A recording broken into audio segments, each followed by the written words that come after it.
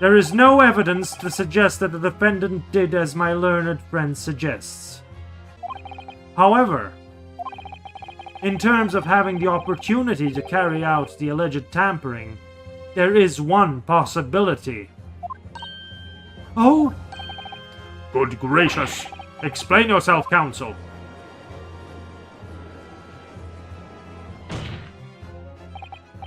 Yes, there is. It seems my learned Nipponese friend has no intention of running from this deceit. Deceit? I'm sure everyone still remembers clearly the recess that we were forced to take as a result of the smoke grenade fired by the witness currently in the stand, Miss Gina Lestrade.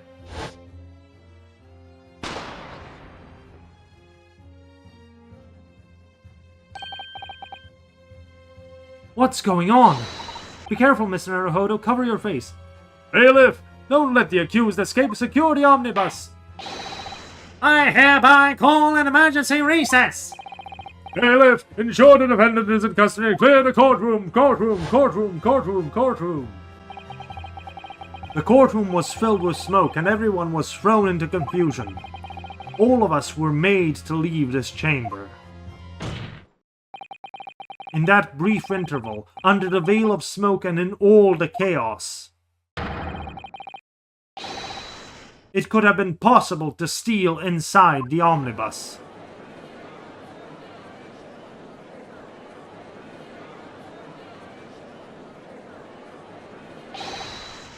Are you wise? What are you trying to pull, you rotten, feckless gouger? Feckless? Gouger? You're supposed to be defending me! There's a wicked plot. There's a plot to undermine me, so it is. Objection!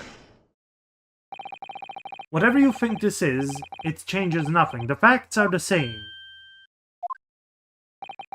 After this courtroom was evacuated earlier as a result of the smoke grenade, a number of inconsistencies materialized in relation to the omnibus.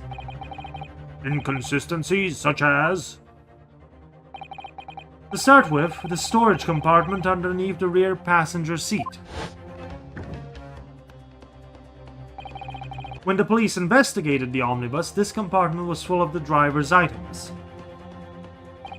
Secondly, we have the smear of blood on the edge of the skylight. As I have said, that was not present at the start of the trial this morning. Unfortunately, Lord Van Zykes, no one is able to corroborate your claims. That's true. When the omnibus was first wheeled out, both the storage compartment and the skylight were shut. Accordingly, I'm afraid to say we cannot establish with any certainty if this evidence is the result of tampering or not. Indeed, my lord. No doubt there was not a single person who saw fit to verify such things. What do you think? Sorry? About the omnibus. Is there anything else unusual about the omnibus? I have an inkling. My lord. Yes, counsel. There is one further inconsistency. A mark that surely could not have been present at the start of the trial. What? What in the devil's name are you going to say now? If you dare betray me, a little maggot, you better start watching your back. Silence, McGilded! The court awaits the defense's clarification.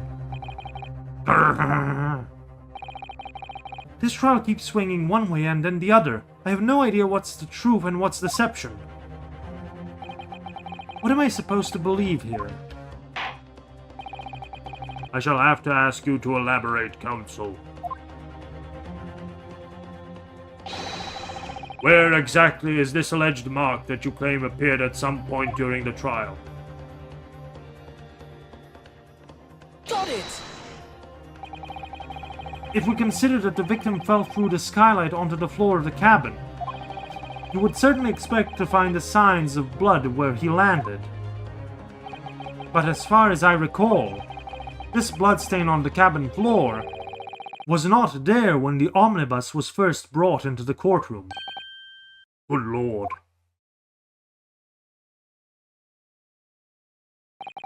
Yes, I do believe you are correct, counsel. Well said. Although, as advocate for the defense, one might say that was a very careless slip of the tongue.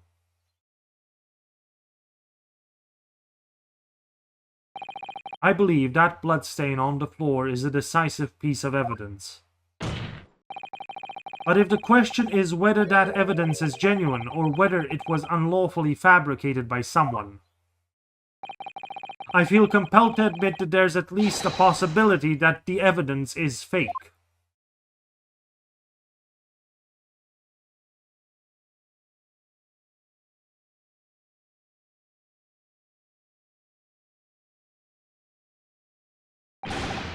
Arr! This trial is over! Mr. McGilded, I've done everything I possibly can to cooperate with court, but it's all over now. But you're the defendant. It's over, I tell ye! Memory, recollection, what people think they saw, 'tis all nonsense. Facts are what count, and the fact is that bloodstain is there, now! And over the course of this desperate trial, long and extremely drawn out as it has been, the good-for-nothing Reaper of the Bailey has failed to present any decisive evidence at all. I'm scandalized, so I am. I thought better of Lord Van Zykes. Well, my lord, I must concur with the defendant. The unaffirmed recollection of an individual cannot stand as evidence. At this moment in time, the particular bloodstain in question is very much in existence, and in the absence of any credible method by which it proves its alleged previous non-existence, I regret to say that it would be improper for this trial to continue. Your lordship can't be serious. Lord Van Zykes, what is your position? The prosecution, my lord, has no further witnesses or evidence to present. Very well. In that case, as I believe we have explored every possible avenue in this matter, I shall proceed to my adjudication. As a formality, I am of course obliged to confirm with the defense first. What formality? As things stand at the moment, it would seem that Mr. McGilded will be found not guilty. Yes, which would mean we won. Is that really the right outcome here? Is it really all right for this trial to come to an end now, with all these unexplained inconsistencies? Counsel for the defense, your closing statement, please.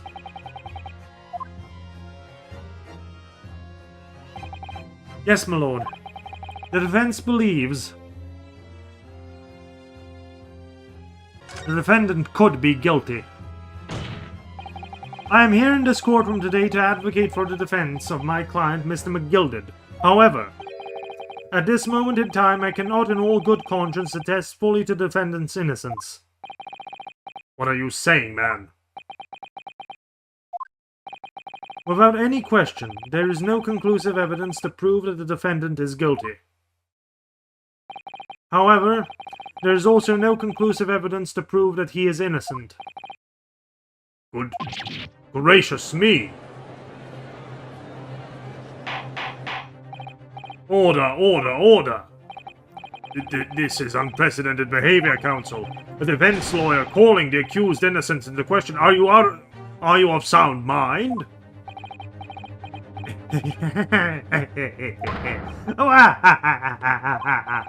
Oh, it was a grand decision to appoint you as my lawyer, so it was a grand decision. What? I must say I didn't expect quite such an exciting spectacle at the end there, but still. Here, have this for your trouble. Ah, your job here is done, fella. And some fine work you've done, so you have. What do you mean? This just as the right honourable gentleman succinctly put it before. This trial can't go on anymore. And your closing statement there was, how did he put it? Now, nothing more than a formality.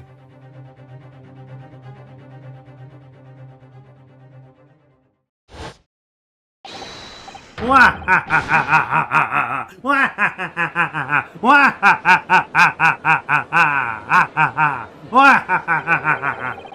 really don't know what to make of all of this. Was the evidence we've seen genuine, or was it fake? His lordship would be fuming. Any unsightly rubbish should be disposed of promptly, as I said. The stinking rich are always guilty of something. You mark my words. I feel terribly ashamed that I ever doubted that lovely man who gave us just a lovely part. Now that the proceedings have unfolded this way, I am compelled to declare a premature end to this trial. Furthermore, the court must accept the defense's plea.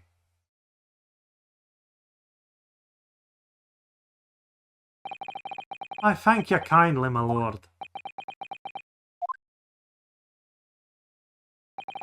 I hereby pronounce the verdict of this court. Objection! But we still haven't determined if the bloodstain of the omnibus is genuine or not. We don't know if the witnesses are telling the truth or a pack of lies. We have no idea about the truth. Lord Van Zykes? Lord?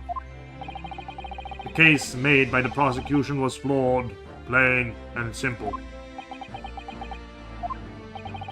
If indeed the omnibus present as evidence was tampered with, the prosecution is at fault for allowing such a disgraceful perversion of justice to take place. My sincerest apologies, my lord. Objection! But wait! When we were evacuated from the courtroom, Lord Van Zykes ordered the evidence to be secured. I'm afraid the prosecution cannot shun responsibility in this matter. That's unfair. The culpability of the defendant has not at present time been established by this court. Consequently, the jury will not be required to proffer judgment. What? Well, Lord Van Zykes, it's been a pleasure, so it has. And as for you, my dear fellow, I couldn't have asked for a better defense. You mean to tell me that this has all been a grand waste of time? It's the law of the land, my good man. If you'd like to pursue this matter further, you can always go ahead and try to change the law. Magnus McGilded. Good grief, you've more to say to me, have ye? Just one thing. A warning. This is far from over. Well, something to be looking forward to then, eh? I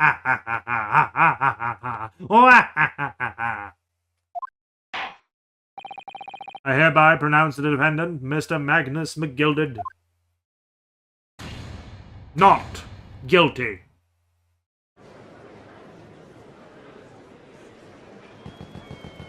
I'll never throw dust in a juryman's eye, said I to myself, said I. Or hoodwink a judge who is not wise, said I to myself, said I. Or assume that the victim is summoned in... I can't believe it. This is an outrage. I should have examined the evidence more. What are you talking about? The man's been cleared. He's innocent. Or assume that a victim is summoned in force, and Exchequer Queen's Bench common pleas or divorce have perjured themselves as a matter of course. Said I to myself, said I. With the courtroom in pandemonium for the second time that day, the judge delivered his verdict. And my first ever trial in Great Britain came to an abrupt end, with the defendant being found not guilty, ostensibly a victory for us.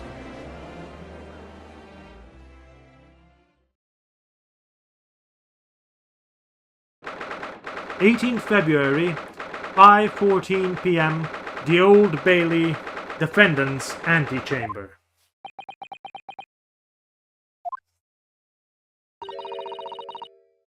That certainly was a long trial. Yes, it was. Your first ever trial on foreign soil, and your first victory. It was a wonderful performance.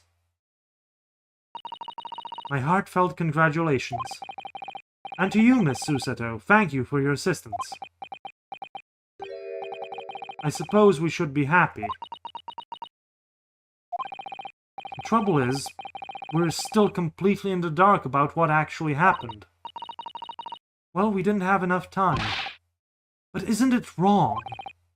I mean, who was actually responsible for Mr. Mason's death? We don't know that. The sole aim of the defense is to obtain a verdict that exonerates the defendant. You carried out your duty to perfection. Aye, that you did. Mr. McGilded. And the girl is with him too. Well, it seems the stories are true. Oh, what stories? About the 6 enormous fireworks they'd be letting off when the verdict's on not guilty. I'm sure yous must have seen them now. Spectacular, wouldn't ye say? Yes, definitely. I'd heard it was a sight to behold, and to be sure it was. And I've you to thank, I suppose, for having an opportunity to see it.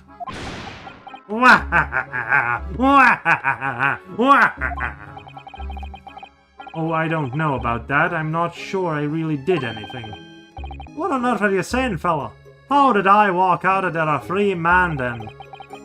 I don't think it was so much thanks to me as down to your planning. You're a straight-talking fella, aren't you? I must say, you had me astray in the head there once or twice. But you're young and headstrong, ha ha ha! 'Tis water under the bridge. Congratulations, Mr. McGilded, on having your name cleared. But nothing's resolved. There's only one thing that matters to me. Oh? Hey. They've all seen that I didn't do that odious and abstinent deed. As grand, is it not? I suppose it is. Now, the fine fellows of Scotland Yard can take matters into hand and sort out the wee details. They'll see it for what it is. They'll get to the truth. I've absolute faith in them, so I have. After all, I do be providing a good number of their wages with all the taxes I pay. It's not that funny. So then, as we agreed aforehand, 1,000 guineas for your troubles, fella. Oh, no, I couldn't possibly accept that much. Are you bewissed? You're a humble people, are ye? You from the east. Well, if you insist, we having this. Still and all, you deserve a reward. Mr. Magnus McGilded. Everything is ready, sir, if you'd like to follow me into the courtroom. Into the courtroom? What's this, officer? 'Tis sooner than I was led to believe. I hope it's not inconvenient, sir. There were some changes to the schedule. Well, I must be making tracks now. It's time for the inspection. Sorry? What inspection? They're going to examine the omnibus again, so I'm told. I asked if I could be present for myself. They're going to examine it again? Now? Naturally, I'm under no obligation to take part in any more of this matter now. But as an upstanding member of London society, I do be doing my best to help where I can. There's a gentleman's duty, so it is. So then, party well. 'Twas an absolute pleasure meeting yous. I hope you have a whale of a time while you're studying here in Great Britain. And there he goes, a free man. Oh, I forgot she was here too.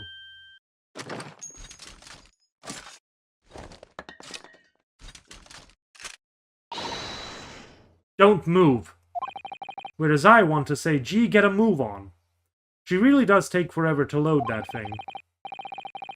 Miss Lestrade, would you mind putting that thing down? You're a grown-up. Sorry? And I hate all grown-ups.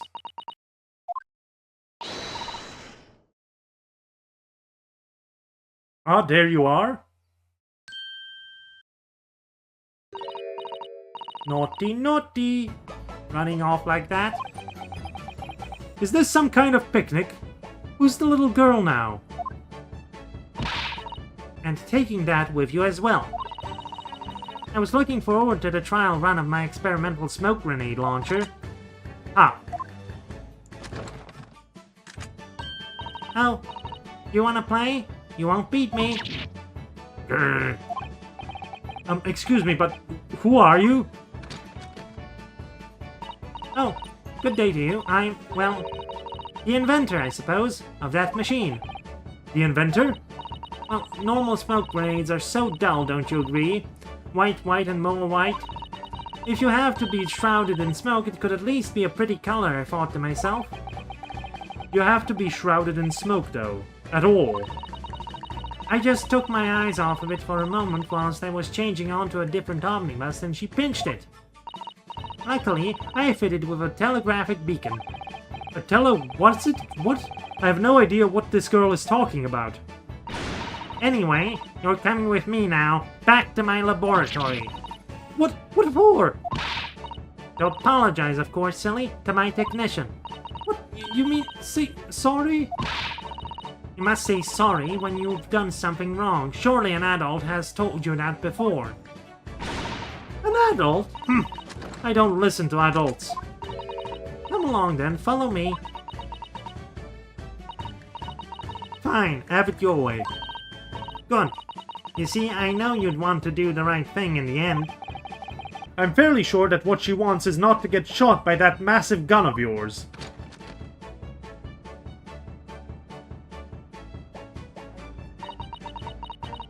Well, be leaving now. Bye-bye. I'm so sorry for all the fuss. She was a lively one.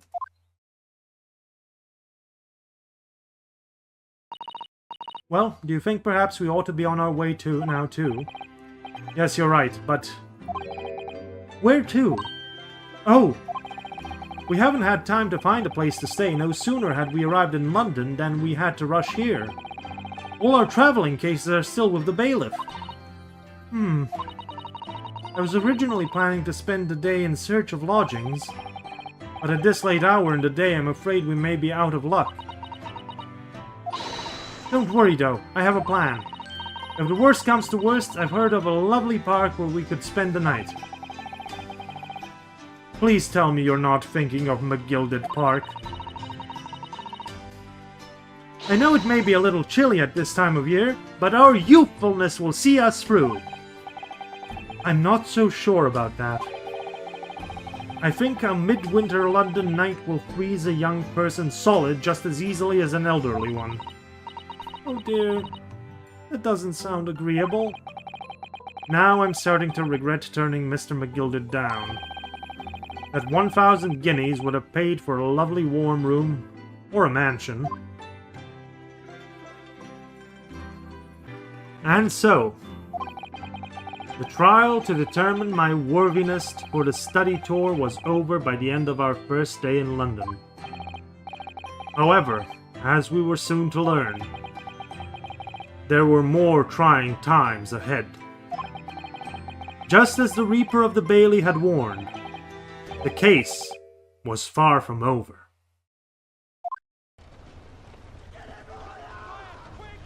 What's going on? Get the fire brigade! Water! Bring water, quick! What the... How did this happen? I don't know, sir. By the time I got here, it was already engulfed. No one was supposed to be allowed in here before we started investigating.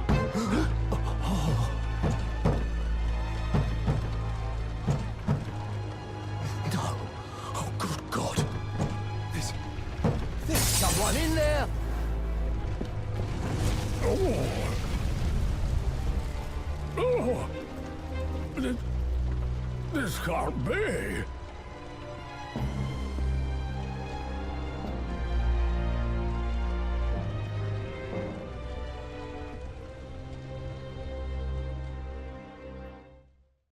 In other professions in which men engage, said I to myself, said I, the army, the navy, the church, and the stage, said I to myself, said I, professional license if carried too far, your chance of promotion will certainly mar, and I fancied a rule might apply to the bar. Said I to myself, said I.